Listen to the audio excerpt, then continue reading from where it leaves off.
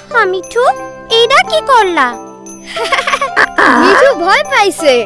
এইটাতে খুব মজা, ভয়ে তোমার চুল খাড়া হইয়া যাইব।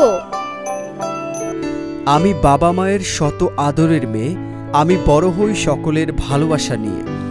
৮০-৯০ দশকের প্রজন্মের কাছে এই লাইট মানে একটাই, বিটিভিতে শুরু হয়ে গেছে মিনা কার্টুন। আমরা কম বেশি সবাই সেই মিনা কার্টুন দেখেছি, না দেখলেও নামটা তো জানি। কিন্তু এর আড়ালে যেসব কণ্ঠশিল্পীরা আমাদের শৈশবকে রাঙিয়ে দিয়েছেন তাদের কথা কজন জানে?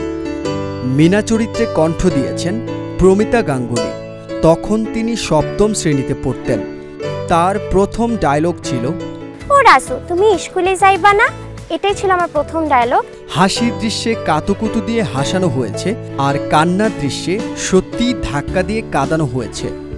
মিনার ছোট ভাই রাজু, যার দুষ্টুমি আর কাণ্ড কারখানা আমাদের সবার মনে আছে।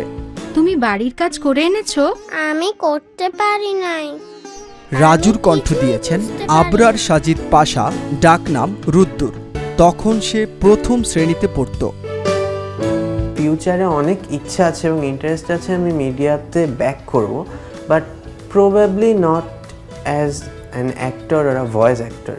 দুষ্টু টিয়া পাখি মিঠু এই চরিত্রে কণ্ঠ দিয়েছেন কামাল আহসান।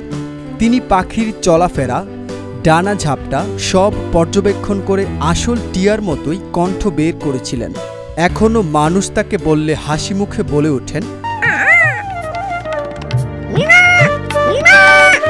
মিনার খল চরিত্র দুষ্ট দোকানদার। এতে কণ্ঠ দিয়েছেন আমিনুর রহমান বাচ্চু। নিজের ভাষায় তিনি বলেন, শেষ পর্যন্ত গলায় গামছা বেঁধেই দোকানদারের কণ্ঠ দিতে হলো। ইউনিসেফ জরিপ বলছে, বাংলাদেশের শহরের ৯৭% শিশু এবং গ্রামের ৮১% শিশু মিনাকে চেনে। দক্ষিণ এশিয়ার শিশুদের অধিকার রক্ষার তাগিদ থেকে জন্ম হয়েছিল মিনার। মিনা কার্টুন দেখে কি আপনিও আজ নস্টালজিক হয়ে যান? আপনার অনুভূতি আমাদের জানাতে ভুলবেন না। রনি ভাইয়া, তোমার যতগুলা ছবি আছে তার মধ্যে এইটাই হিট ছবি।